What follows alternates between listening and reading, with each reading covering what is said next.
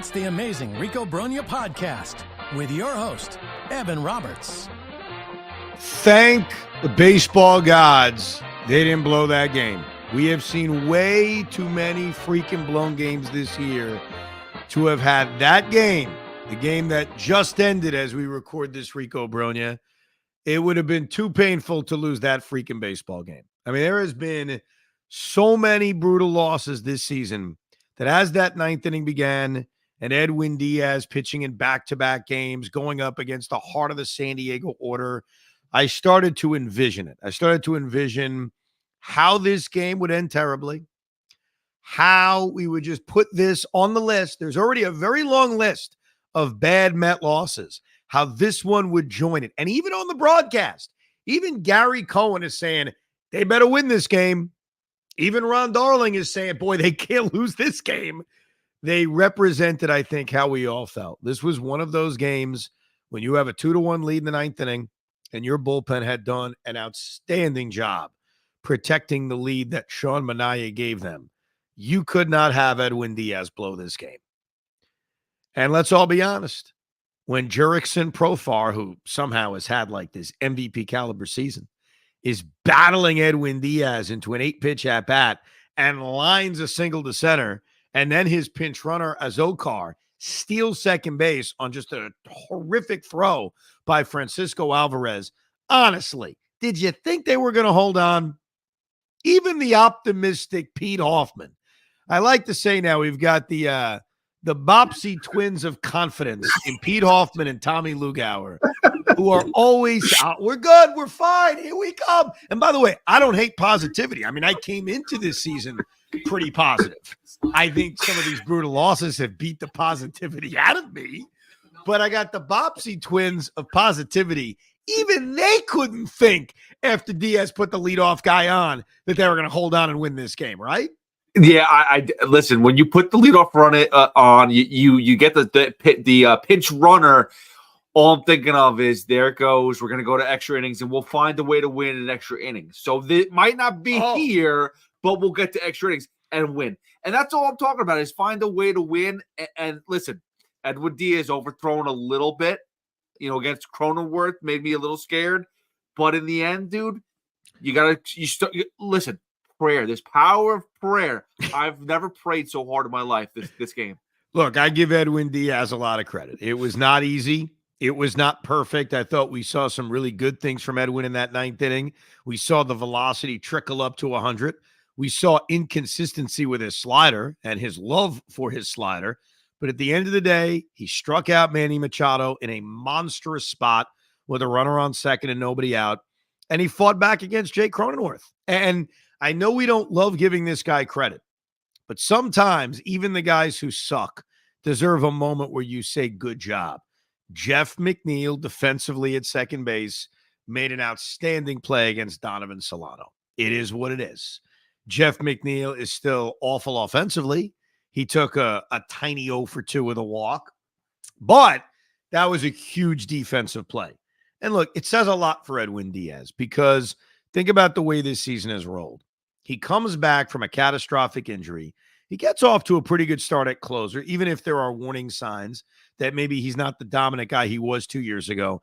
And then he completely collapses and goes through that stretch that has helped derail this season. Some of those losses. Like, I think the one that jumps out at me the most is probably the one against the Marlins, but there are so many of them. So many games that got derailed because Edwin Diaz was bad. He then goes on the injured list. He does his rehab.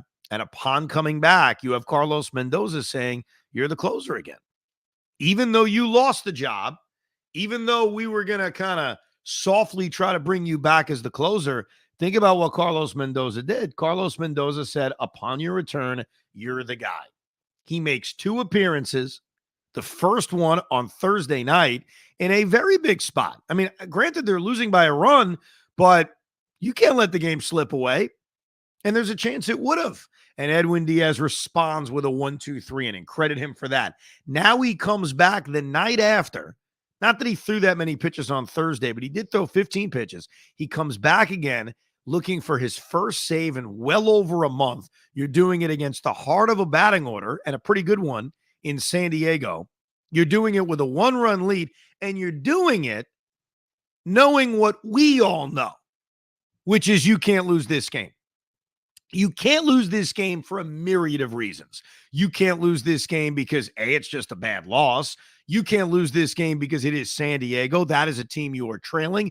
That is a team you're trying to catch. You can't lose this game for your own self-confidence that you're back as the closer. Can you come back in your first save situation and blow it? You can't lose this game because the Mets have a lot of work to do to get back to 500, to get even more so into this race.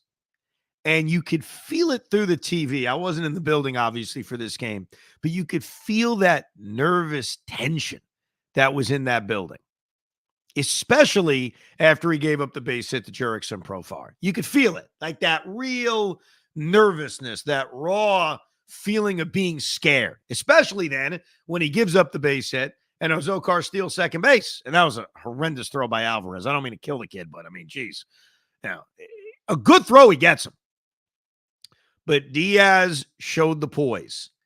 And the reality is the Mets are going to need a few things to go their way to make this a sustainable run, to make this a real kind of push back towards 500 and legitimately be in this pennant race. And one of the things they need is Diaz to be Diaz. That's important. You cannot have a closer that is an absolute flip of a coin. Can't have it. And Edwin Diaz, at least in this game, on a Friday night against San Diego, did his job. Now, as far as the other things from this game that were very encouraging, to me, it's the bullpen. And, 24 hours ago, we were doing a Rico, and we were talking about the bullpen, and we were talking about who could have been sent down or DFA'd upon the activation of Edwin Diaz. And I thought what was, I want to say a compelling case. I made what's the word I'm looking for? I'm out of words, man. I've had a long day. I was at jury duty. I did a full show. I watched this stupid Met game. I took a nap for an inning and a half. And I didn't miss anything. It's a true story. In the top of the fifth inning, I was so freaking tired from everything that I went through today. And I could feel myself falling asleep. And I was live on the game. I'm usually not live on games on a Friday night. It's why we're able to do this live Rico. Pete was even surprised. But I was live. And what benefited me is that I was so tired and I could feel myself falling asleep during commercial breaks. One of the negatives of being live is that I paused it going into the top of the fifth inning. It was going in the bottom of the fifth inning. I paused the game and I passed the F out. Literally just passed out, drooling all over the place. I'm done. But in the midst of a Met game in which they are winning 2-1 because they had just given up that run, Merrill had hit the home run. I'm not going to sleep the whole night. So I slept 25 minutes. I woke back up. I pressed play. It took 2 innings. I re-caught up to the game. That's the beauty of watching the game live. I actually took a mid-game nap, and it was a power nap, man, because that 25-minute nap gave me a burst of energy. It gave me a burst of, I'm feeling good. But anyhow, here was what I was trying to say. I made the point on the last Rico that the idea of DFAing Adam Ottavino was stupid. It didn't make a lot of sense. As bad as Ottavino has been, let's not forget how good he was for the first half of the season. He's your typical up and down bullpen arm. And just when you think he's done, and just when you want to scream, get rid of him and release him, which I get is an emotional thing to do. I understand why we feel that way. You never know when the good Adam Ottavino is going to show up. And one of the main reasons why the Mets won this game on a Friday night was Adam Ottavino. Let's be honest. If you're power ranking, if you're doing little NHL, let's pick our 3 stars of the game. If you did that, J.D. Martinez would be probably star number 1. Sean Manaea, for his 5+ innings, 1 run, would probably be star number 2. And I'd argue Adam Ottavino star number 3.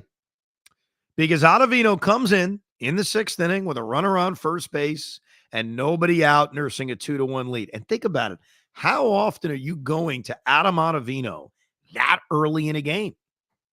But Mendy looks at his bullpen. I'm not sure if Didnell Nunez is available. I know it's been a couple of days, but he threw a lot of pitches 2 days ago. And so I think top of the order with Fernando Tatis Jr. coming up, Mendy was like, screw it. I'm going to go to him right now. And even though he basically allowed Luis Ariz to steal second base, but luckily he overslid second, so they were able to get the out. Ottavino gets a big ground out of Tatis. He strikes out Profar. He gets a ground out to start the seventh. He gets a strikeout of Solano. And all of a sudden, Adam Ottavino gave the Mets 5 outs.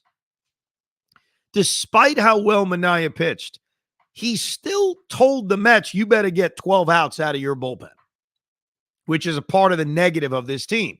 Here's a good start from Minaya. It's still only 5 innings. You still need to find a way to get 12 outs out of your bullpen, and it's not like the Mets were giving them a lot of offense to work with. So Adam Ottavino, and you know who you are, everybody out there, and maybe you still feel this way, despite what he did on Friday. Adam Ottavino, the guy you wanted a DFA, the guy you wanted to release, the guy you said, how could you send down the immortal Danny Young? How could you do that? You need to DFA Adam Ottavino.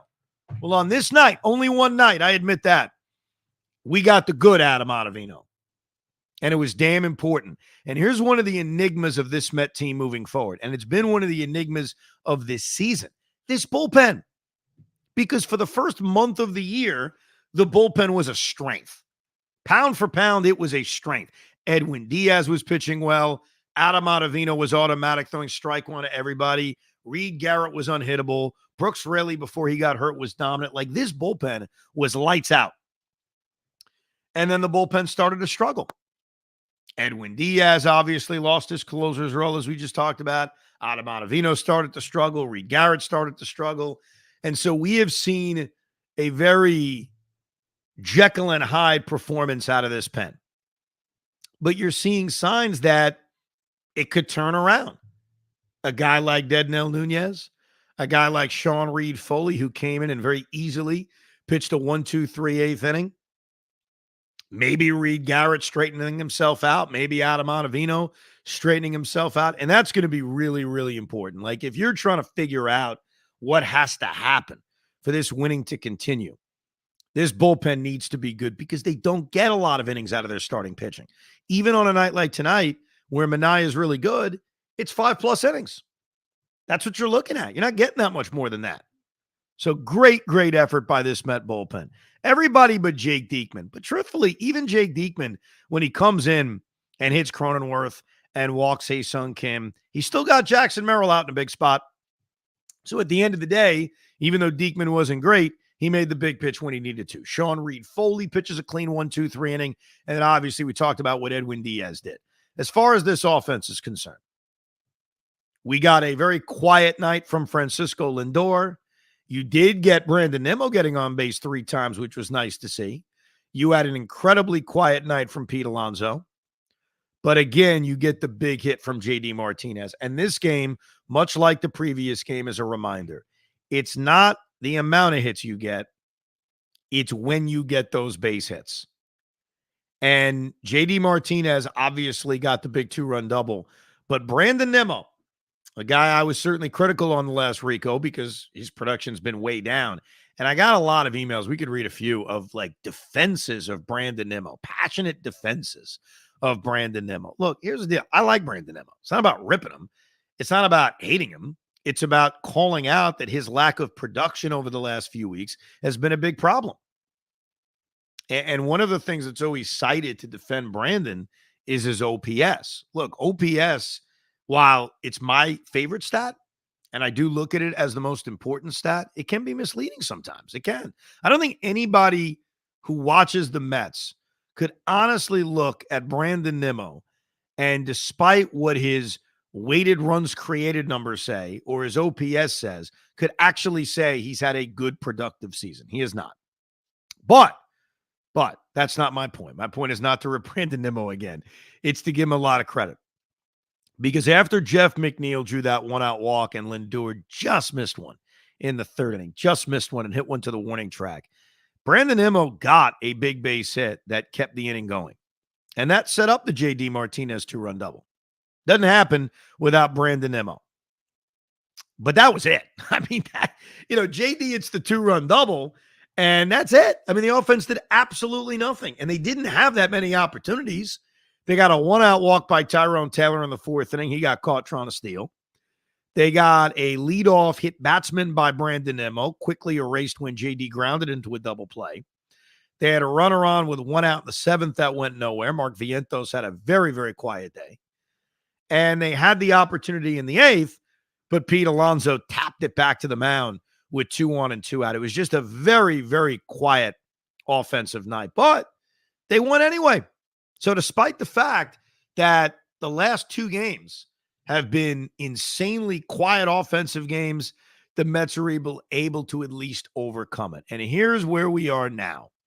The Mets are -6. They're 6 games under 500. It's the first time they're 6 games under 500 in almost a month, believe it or not.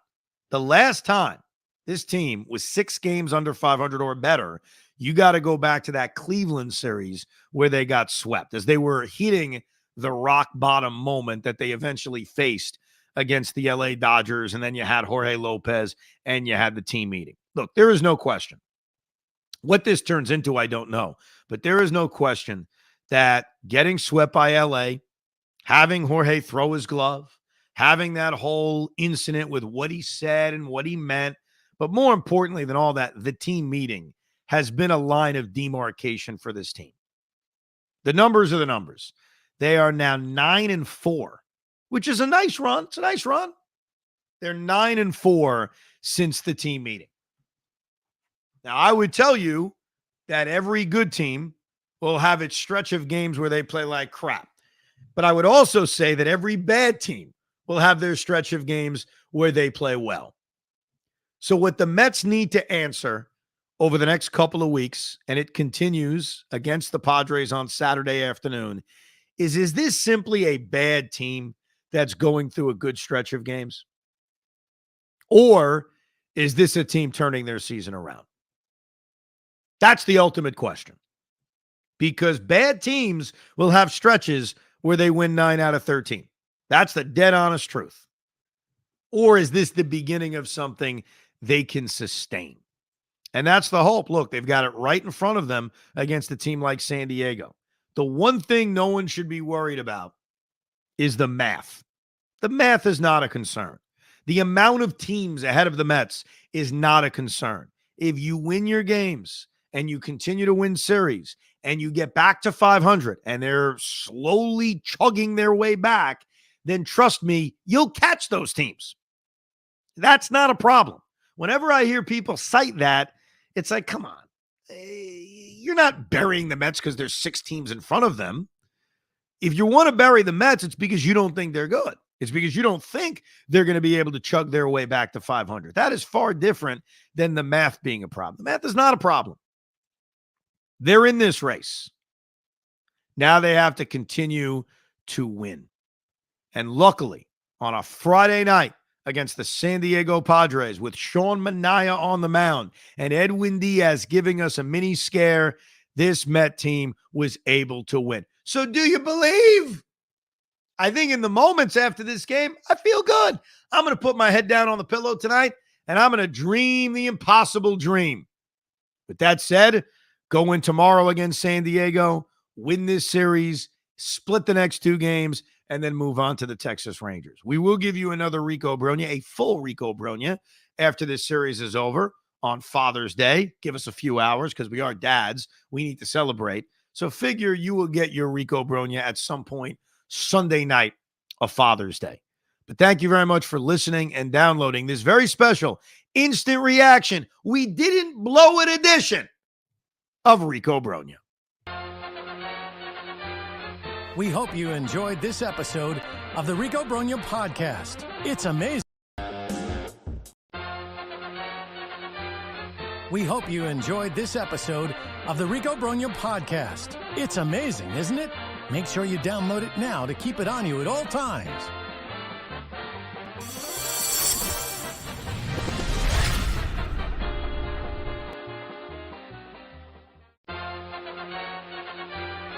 We hope